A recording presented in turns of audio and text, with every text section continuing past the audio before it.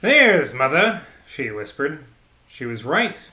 For once, it seemed, the old woman's influence had succeeded with the headstrong baby, for they heard its shrill cries die down now, and soon after they could catch the creaking of the heavy shoes she wore and the drag of her lame foot.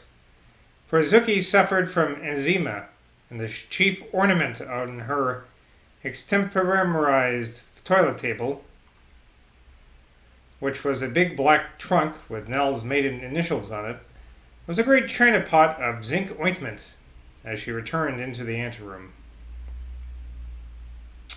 Even his Herculean capacity for amorous play being exhausted, and this alarm having roused them both to extreme wakefulness, Zoyland and Miss Pippard fell to talking in low whispers. A luminous half-moon. This encumbered tonight of those eternal eastward traveling clouds threw a silvery stream between the brown curtains of their window, a stream which fell on the man's bushy beard and on the girl's old-fashioned nightgown, and on her slippers tossed down upon the floor. In his rough eagerness, Zoyland had torn away the top button from the front of this gown, and the girl's long, thin neck protruded wantonly and weirdly, sometimes entering the ray of moonlight and sometimes receding from it like a slender birch trunk surrounded by swaying bracken. Close beside Miss Pippard's faded blue slippers, Zoyland had thrown down his own muddy boots, one of which lay on its side, contented and at ease in that little pool of moonlight, while the other, left in the outer darkness, stared sadly at the ceiling. They were both sitting up in the bed, their backs against the western wall of the cottage, while the stream of moonlight, entering on their right hand and illuminating the girl's neck and the fringe of his beard, left their upraised knees, over which the rumpled bedclothes extended in confusion, partly in light and partly in shadow. One of his arms was hanging loosely over the edge of the couch, while the other, flung around her waist and against her bare side, was teasing his tired senses with an aftermath of delicate tantalization. As he rested there, Will Zoyland felt extremely grateful to Miss Pippard for the pleasure she had given him, and for the pleasure she was still suffusing through every nerve of his deliciously lethargic frame. Sexual gratitude is an emotion much less frequent in modern days than in medieval times, owing to the fact that industrialism, has cheapened the value of the sex thrill by lowering the ritual walls surrounding it. In modern times, it needs a profoundly magnanimous and even quixotic nature to feel this emotion to any extreme degree. It is doubtless this absence of sexual gratitude that accounts for the cold-blooded and savage hatred that so many separated couples feel for each other today, and the furious vindictiveness of their disputes over money. But it is a sign of meanness in a man or a woman, and of a certain thinness of character, when such gratitude is so quickly forgotten. A large nature may find it necessary to hit fiercely back, may find it necessary to escape altogether. But even in its retorts, even in its avoidance, it retains a certain fundamental tenderness and indulgence, based upon physical gratitude for the thrilling sensations of the past. It's a good pick-up line, that whole speech, huh? It was largely his over-brimming gratitude to Nell for the thrills which he had got from the touch of her body that had made Zoyland so indulgent in the matter of Sam.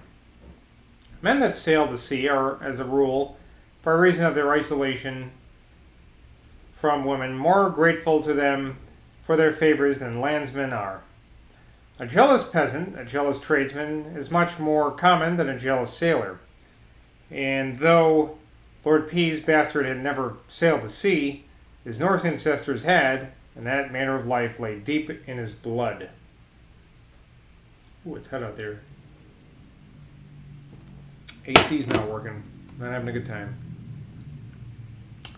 Miss Pippard was a complete stranger to Will Zoyland, and for this very reason, the fact that the shuffling of life's cards, or as some would say, the machinations of Zuki, just looking at this biker gang out here. Ay.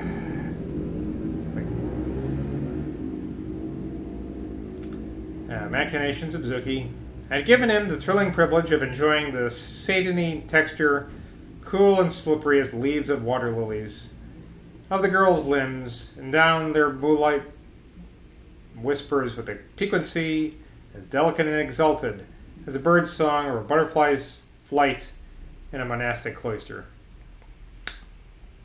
"I'm glad your mother's asked Mother Legg tomorrow," whispered Will, "for I've always had a fancy for that old lady. She's a classic figure, if you know what I mean, my dear. My father used to say she made him think of a whore mistress in Rome." "Is it true, Mr. Zoyland," came a faint response from the white figure at his side, "that the Mayor of Glaston cured poor Titty of a killing cancer?" "God, my dear, I don't know. I've been out at Wookie all the autumn. Perhaps it wasn't a cancer at all. You'd better ask her tomorrow and see what she says. I wouldn't go to that pious old humbug if I had the worst cancer ever known. I'd shoot myself first."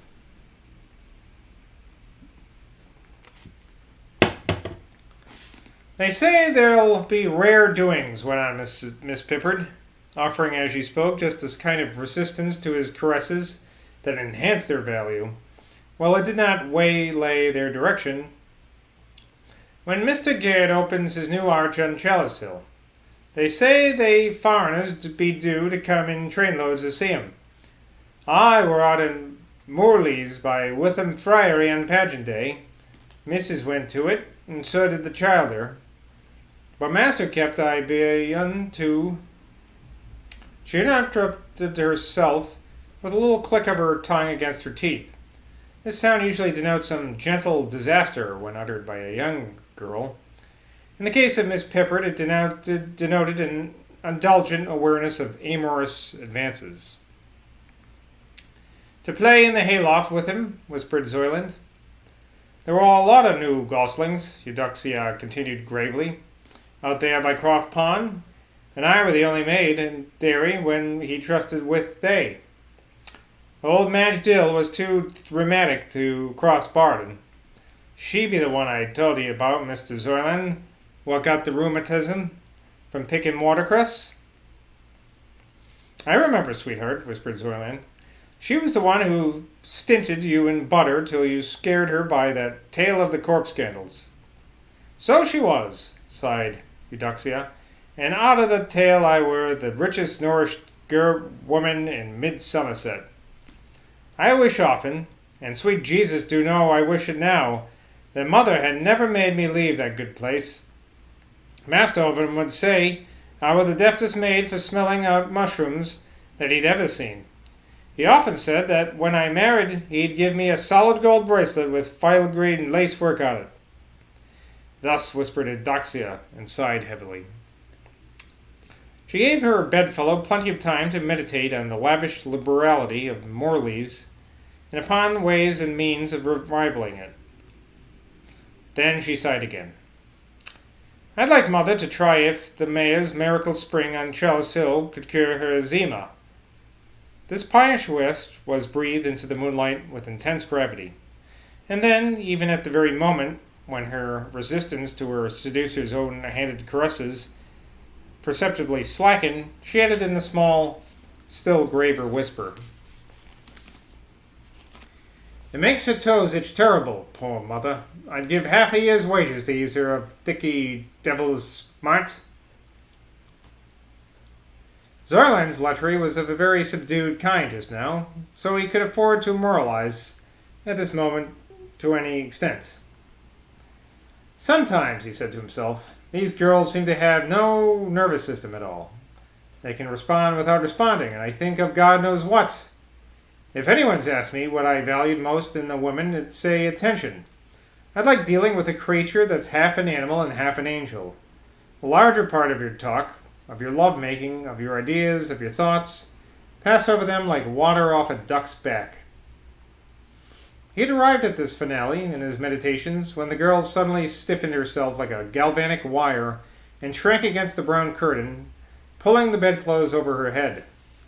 Zoylan had time to catch one faint rustle of the staircase leading to the bedroom above, and one slight creaking of the banister, but he had no sooner leapt out of bed and stumbled over the girl's slippers than the door at the foot of the staircase was flung open, and Nell, in her blue dressing gown and with a flat silver candlestick in her hand, stepped into the room.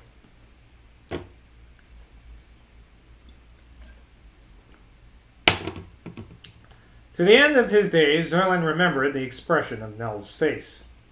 Her eyes were gleaming with a fierce, hard, bright luster when she first came in, and as she raised her candle, one side of her features was blotted out in shadow. "Aren't you ashamed of yourselves?" she cried in a clear, ringing voice, and with a hand that she could see was neither trembling nor shaking, she carried the candle into the middle of the room and laid it on the little green card table, pushing a vase of small flowering chrysanthemums that stood there out of the way with the candlestick rim. The bearded man, looking very tall and formidable in the candlelight, held his ground and remained with his massive legs firmly planted on the rug, his bare feet widely apart, his flannel shirt hanging loose over his bare thighs. But Nell came right up to him and with an imperious gesture with her hand made as if she would push him out of the way as she went to the couch to confront Miss Pippard. Not being able to do this, and apparently surprised at the man's impenetrable sang-froid, Nell made a step sideways towards the wall on her left and called out to the huddled figure on the couch. "Aren't you ashamed of yourself, Eudoxia? Aren't you ashamed to treat me like this and your mother upstairs, too? And me with little Harry? I can't understand you, Eudoxia. I can't understand how you could do such a thing." While Nell was thus expressing her indignation to the form on the couch, Zoylan's mind was rapidly considering two alternative lines of action. Should he pick up his clothes, which lay there piled up on the wicker chair near the bookcase, that bookcase that contained the massive volumes of Arabia Deserta, and retire with them to his smoking room, leaving Eudoxia to the mercy of Nell? Or should he, by hook or by crook, compel his wife to go back to her bedroom and her child? Huntsman as he was, Will had only to decide on the line to take, and he would follow it up recklessly and defiantly. Up to this point, Nell, in her righteous anger, had had the whip shod over both of them. The whip hand over both of them. But Zoylan's one clear instinct now was to save Miss Pippard from further humiliation. Lovely though Nell looked in her blue dressing gown, the banked-up righteousness of her indignation seemed to have changed her personality in a very subtle way. Zoylan could not help experiencing a queer shock when he saw how this gross incursion had dragged the beautiful girl into the role of jealous, sport-spoiling domesticity, wherein it is hard for any woman to play an attractive part. The man's sensations followed one another, like straws in a splashing waterfall, during the few seconds of Nell's words to the tumbled couch from which his own burly form now warded off the candle frame. "Come on upstairs, Nell," he said, moving towards her. "We'll talk this out better upstairs. It's not Eudoxia's fault." "Don't come near me! Don't touch me!" cried his wife, with scarlet cheeks and flashing eyes. "Come on upstairs, Nell," he repeated in a quiet voice. "Come upstairs now, Nell," he repeated in a quiet voice. It was full, nevertheless, of a formidable resolution.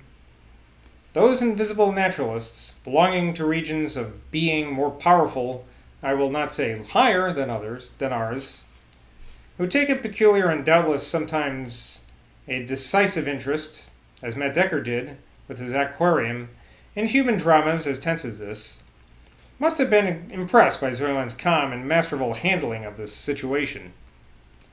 They would have seen that all his real tenderness was for his wife. They would have seen that he regarded his affair with Miss Pippard as of no more consequence than if he'd been caught stealing cherries. But they would have also have noted that he had the rare gift of using violence in cold blood. For instead of being in the remotest degree intimidated by Nell's electric fury, and in her fit of blind sex reaction, the gentle girl struggled like a pantheress in her arms. Pantheress in his arms. He lifted her up, as Zuki might have lifted little Master Henry, and carried her bodily up the stairs into the room above. When he laid her, Zuki Pippered having discreetly closed the door on the anteroom, upon the bed by the side of her sleeping firstborn. That was quite a little tongue twister there at the end. Well, until next time, keep at it.